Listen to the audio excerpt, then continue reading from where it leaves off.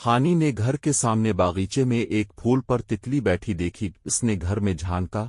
उम्मी फोन पर खाला से बातों में मसरूफ थीं।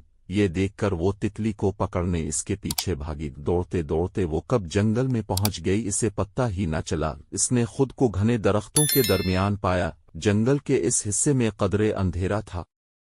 हानी का नन्हा सा दिल सहम गया। वो एक बड़े पत्थर पर बैठकर रोने लगी।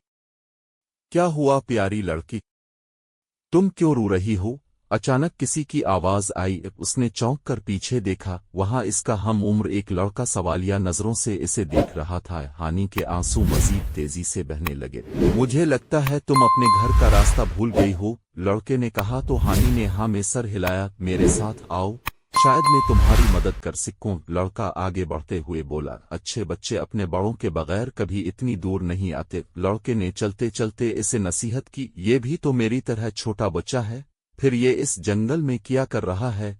हानी ने दिल में सोचा। देखो, वो रहा तुम्हारा घर। आवाज के साथ ही हानी की सोचों का सिलसिला टूटा। सामने सड़क के पार उसके घर का दरवाजा नजर आ रहा था। उसकी खुशी की इंतहा ना रही। हानी ने सोचा, जाने से पहले मैं इस लड़के का शुक्रिया तो अदा कर दूं। उसने जैसे ही पीछे मोड़ कर देखा, वहां दूर दूर तक कोई ना था।